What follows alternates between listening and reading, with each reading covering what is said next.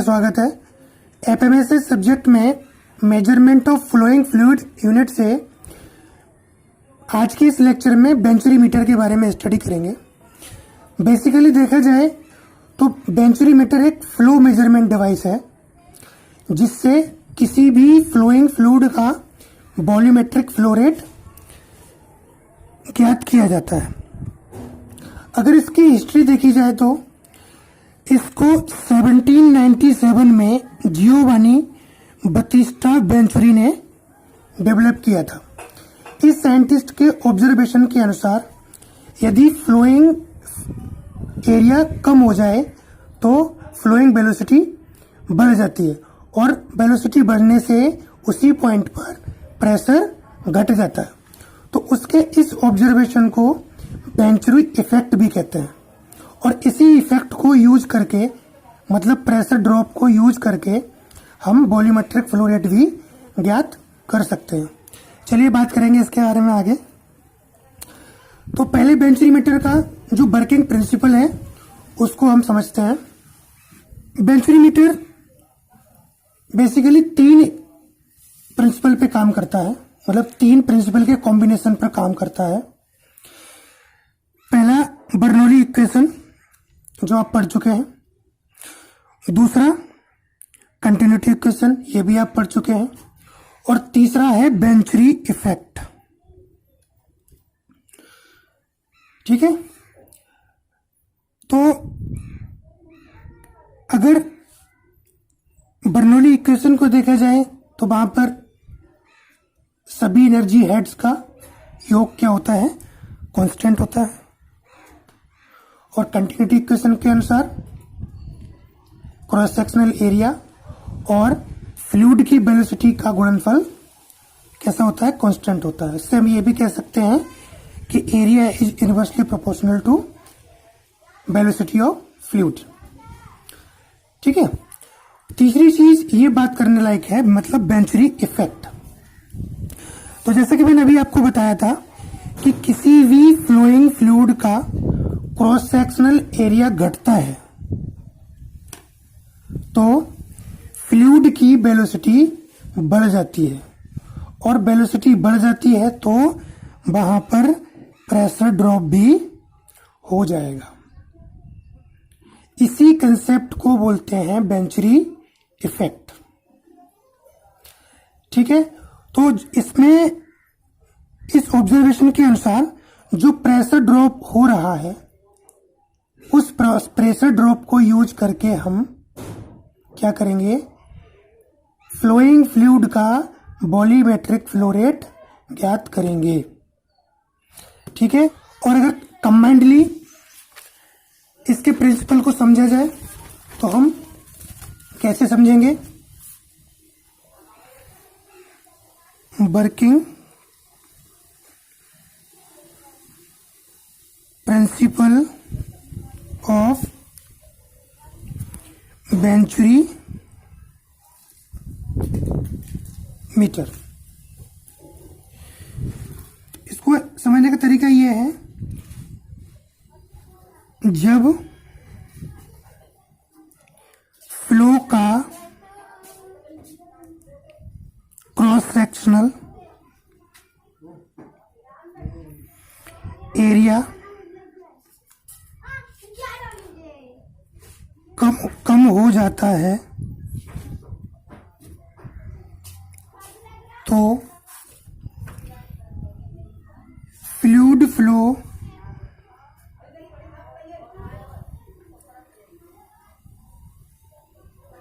की वेलोसिटी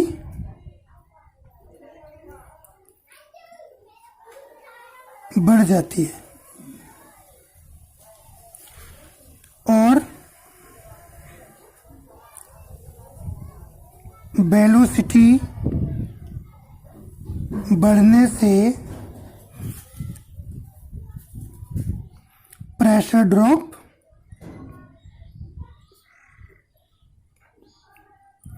हो जाता है। इसी प्रेशर ड्रॉप यूज करके फ्लूइड का वॉल्यूमेट्रिक फ्लो रेट ज्ञात किया जाता है। ठीक है, तो देखिए कंटिन्यूटी इक्वेशन जो होती है वो A V equal to constant होती है। यहां से आप ये भी कह सकते हो area is inversely proportional to velocity. तो यहीं से पता लग रहा है आपको कि वेलोसिटी को जब हम बढ़ा रहे हैं तो हमें एरिया कम चाहिए। ठीक है, और बेंचरी इफेक्ट के अनुसार हमने जब एरिया को कम किया है तो वहां पर वेलोसिटी भी बढ़ रही है। ठीक है, और जब फ्लूइड की वेलोसिटी बढ़ती है तो वहां पर क्या होता है, प्रेशर ड्रॉप।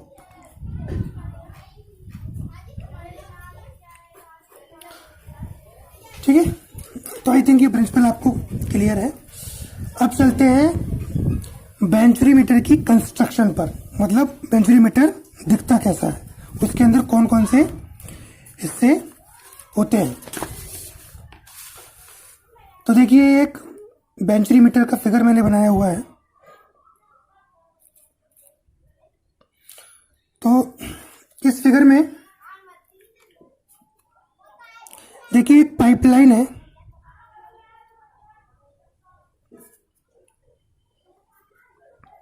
मतलब बेंचुरीमीटर को एक पाइपलाइन में सेट किया गया है। किस लिए किया गया है, क्योंकि जो पाइपलाइन में फ्लूइड है उसका आपको वॉल्यूमेट्रिक फ्लो रेट ज्ञात करना है। ठीक है, तो यहां पर क्या है, ये इनलेट सेक्शन है, मतलब ये इनलेट पाइपलाइन है। ठीक है, और लास्ट में आउटलेट पाइपलाइन है। अब बीच में ये जो बेंचुरीमीटर सेट है, यहां देखिए एक कन्वर्जिंग सेक्शन लगा हुआ है।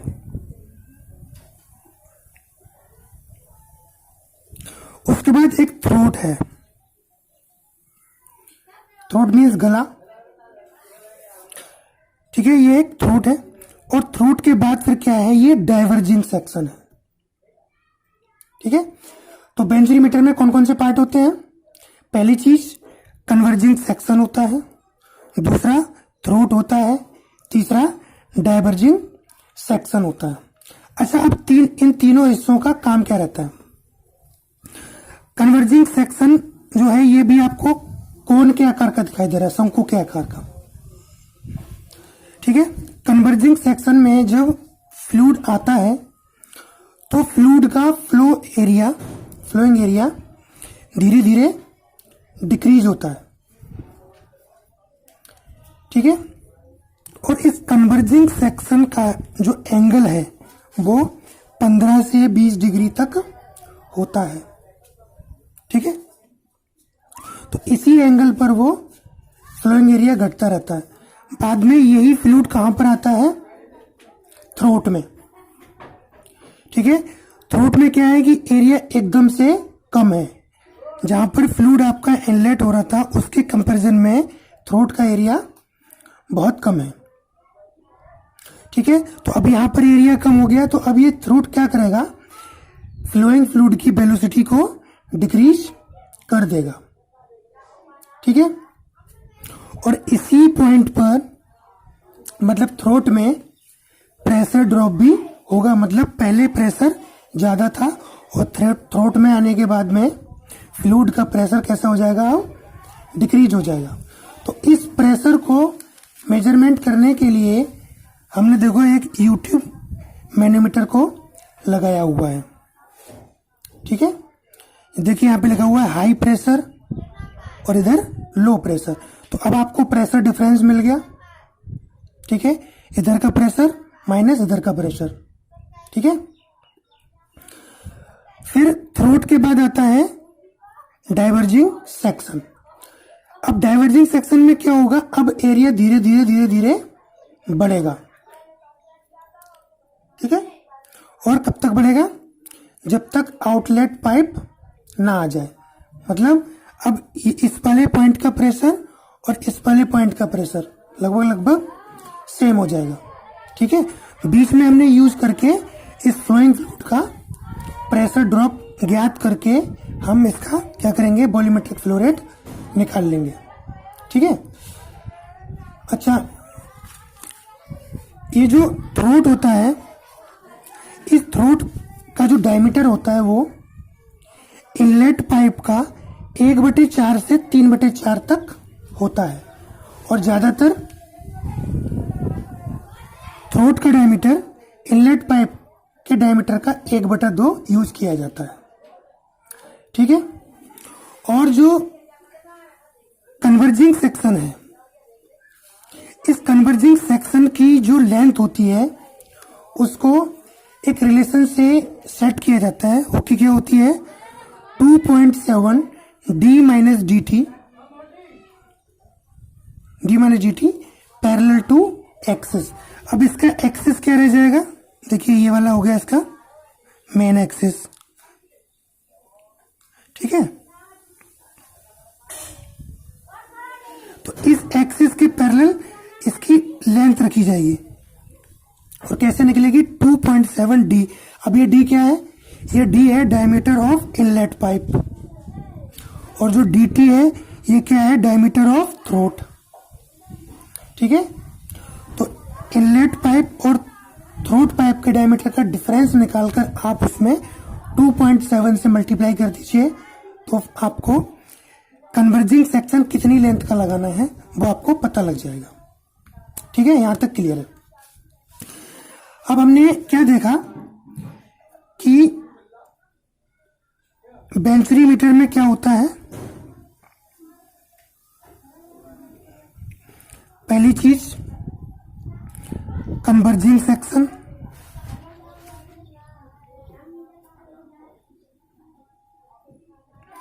दूसरा थ्रोट, तीसरा डाइवर्जिंग सेक्शन।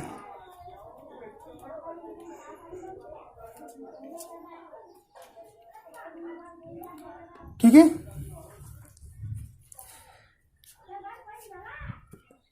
चलिए सेक्शंस को बारी बारी से समझ लेते हैं। तो पहले हमारा कन्वर्जिंग सेक्शन है,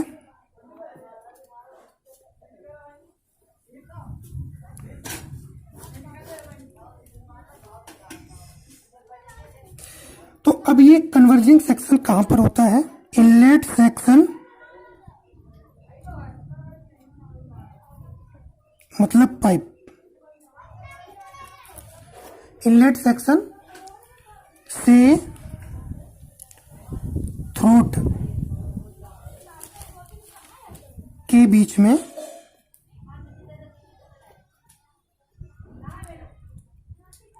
होता है। ठीक है, और ये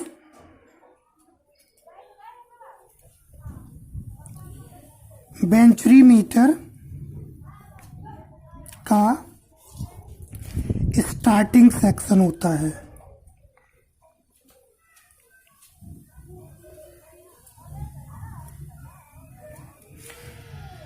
ठीक है, और बेसिकली कन्वर्जिंग सेक्शन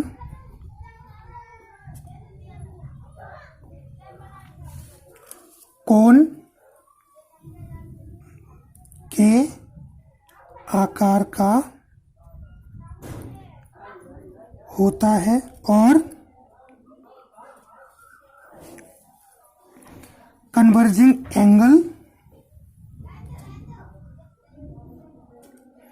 15 से 20 डिग्री तक होता है। ठीक है, अब बात करेंगे इसकी लेंथ की। कन्वर्जिंग सेक्शन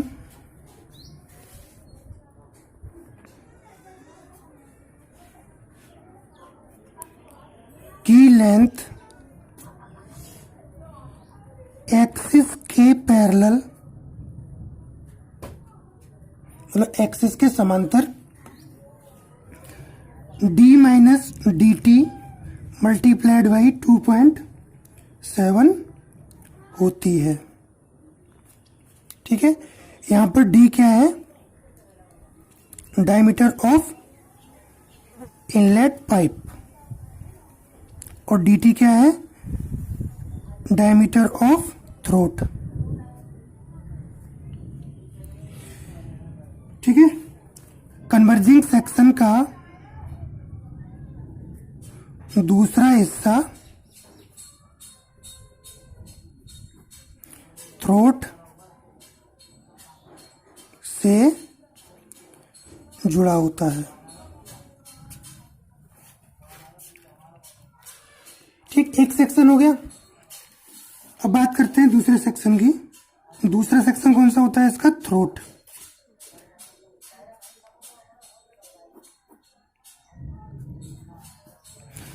थ्रोट क्या होता है, थ्रोट वेंट्रीमीटर का मध्य भाग होता है।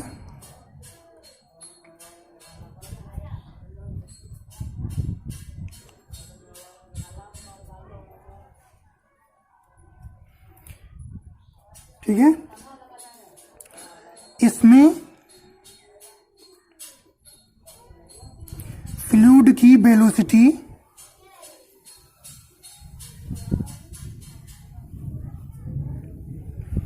घटती है और प्रेशर ड्रॉप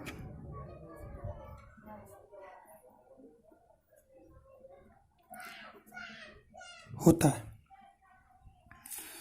ठीक,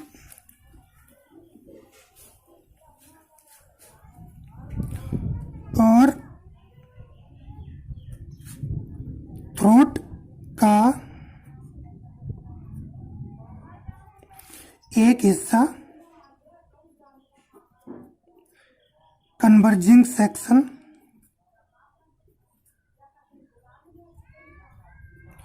तथा दूसरा हिस्सा डाइवर्जिंग सेक्शन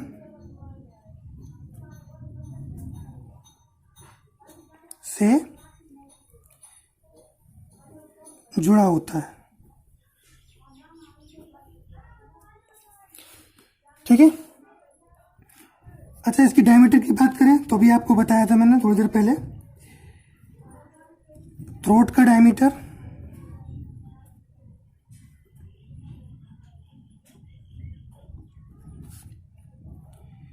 इनलेट पाइप के डायमीटर का 1/4 से 3/4 तक होता है, लेकिन अधिकतर क्या करते हैं, इसको 1/2 यूज करते हैं। मतलब थ्रोट का डायमीटर इनलेट पाइप के डायमीटर का 1/2 यूज करते हैं। ठीक है, अच्छा, ये 2 सेक्शन हो गए। अब तीसरा सेक्शन होता है आपका डाइवर्जिंग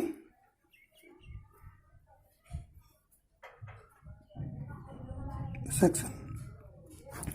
अब डाइवर्जिंग सेक्शन में क्या है कि फ्लोइंग एरिया स्लोली बढ़ रहा है।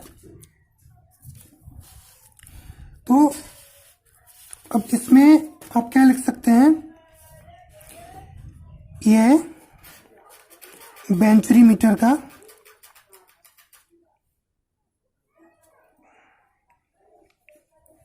लास्ट हिस्सा होता है।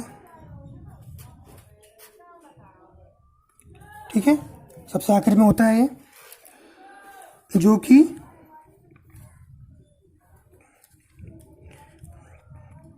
थ्रोट और आउटलेट पाइप से जुड़ा होता है।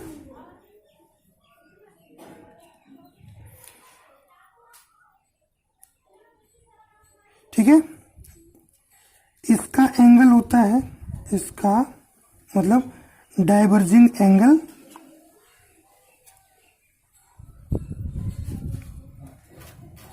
5 से 15 डिग्री तक होता है। ठीक है, तो ये बात हो गई डाइवर्जेंस सेक्शन की भी।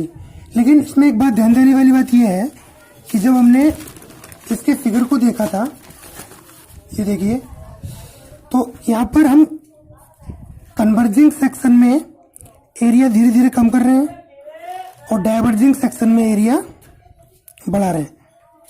ठीक है, डाइवर्जिंग का मतलब होता है धीरे धीरे धीरे धीरे इंक्रीज होना और कन्वर्जिंग का मतलब होता है धीरे धीरे धीरे धीरे कन्वर्ज होना। ठीक है, तो एक्चुअली में ऐसा इसलिए कर रहे हैं क्योंकि फ्लूइड फ्लो में एडीज और भंवर ना फॉर्म हो जाए। क्योंकि अगर अचानक से एकदम से हम एरिया को गिरा देंगे, एकदम से कम कर देंगे या बढ़ा देंगे, तो उसके कॉर्नर्स पर भंवर बनने की संभावना रहती है, एडीज बनने की। ठीक है, जैसे ये ऐसा हो जाए एकदम से ऐसा, ठीक है, तो क्या होगा, जैसा कि हमने head loss due to sudden contraction निकाला था, वहां पर देखा होगा आपने, तो ये इन कॉर्नर्स में एडीज बन जाती है। तो इन एडीज की प्रॉब्लम को दूर करने के लिए, वो एडीज ना बने इसलिए क्या करते हैं, एरिया को धीरे धीरे डिक्रीज करते हैं और धीरे धीरे ही बढ़ाते हैं। बस हमें केवल प्रेशर ड्रॉप चाहिए, वो हमें मिल जाता है। ठीक है, तो ये हो गई बेंचुरी मीटर की कंस्ट्रक्शन। ठीक है, अब बात करें वर्किंग की। Working of venturi metre.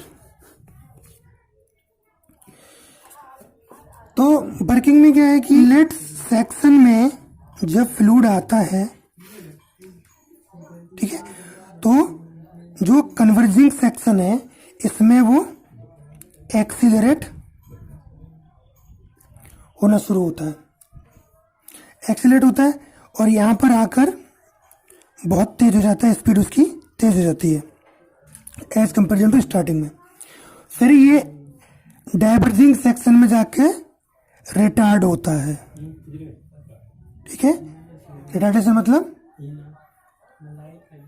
उसकी जो स्पीड है वो घटनी शुरू होती है और यहाँ पर स्पीड उसकी बढ़नी शुरू होती है और लास्ट में यहाँ से आउटलेट पाइप से वो निकल जाता है।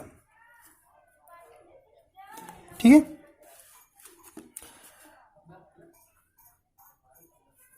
तो चलिए लिख लेते हैं इसको।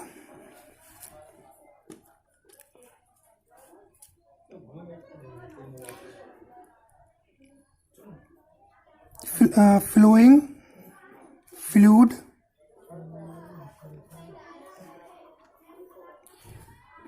पाइपलाइन से एंटर होकर कन्वर्जिंग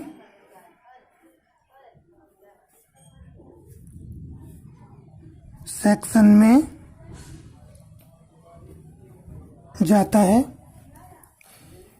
जहां पर फ्लूइड एक्सीलरेट होना शुरू हो जाता है।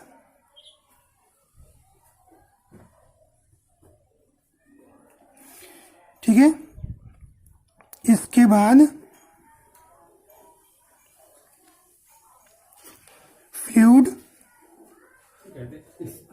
थ्रोट से पास होता हुआ डाइवर्जन सेक्शन में जाकर रिटार्ड हो जाता है, मतलब धीमा हो जाता है।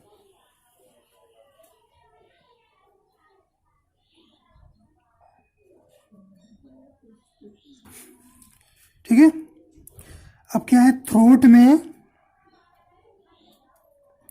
एरिया कम होने की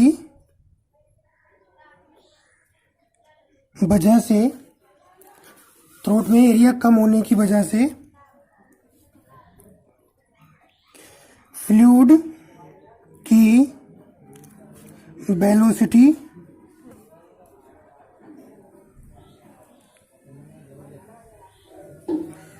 इंक्रीज हो जाती है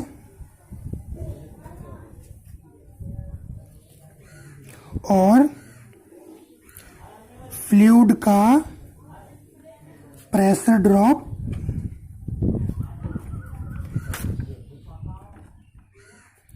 हो जाता है। ठीक,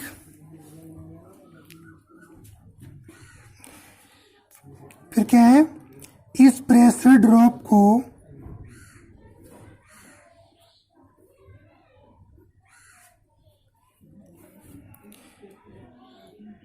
प्रेशर मेजरिंग डिवाइस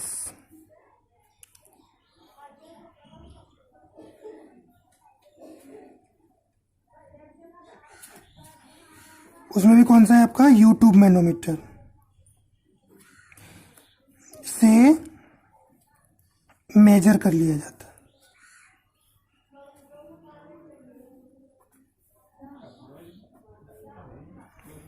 ठीक है, तथा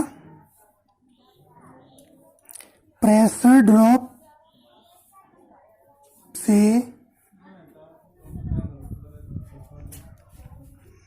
फ्लूइड का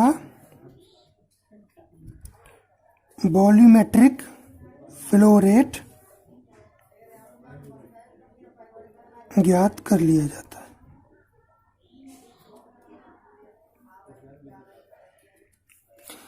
ठीक है, तो ये इसकी वर्किंग भी हो गई, सिंपल सी वर्किंग थी। पहले पाइपलाइन से कन्वर्जिंग सेक्शन में आया, कन्वर्जिंग सेक्शन में उस फ्लूइड की वेलोसिटी थोड़ी सी एक्सीलरेट हुई, मतलब थोड़ा सा बढ़ा। थ्रोट में आने के बाद क्योंकि एरिया यहाँ पे कम था तो और ज़्यादा बढ़ गई और वहाँ पर प्रेशर ड्रॉप भी हो गया। उसके बाद ये डाइवर्जिंग सेक्शन में आकर फिर वो रिटार्ड होना शुरू हो जाता है, मतलब उसकी वेलोसिटी कम होना शुरू हो जाती है। ठीक, और फिर ऐसा होते होते वो आउटलेट सेक्शन से बाहर भी निकल जाता है। तो यहाँ पर जो आपको प्रेशर डिफरेंस मिलेगा, इस प्रेशर डिफरेंस को यूज करके आपको वॉल्यूमेट्रिक फ्लो रेट बस पता कर लेना है।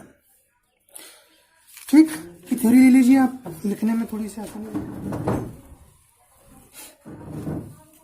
इसके आधार पर आप नोट्स बनाते रहें,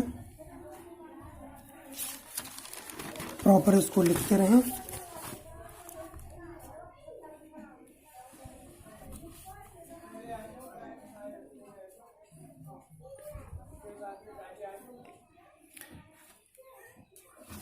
ठीक है,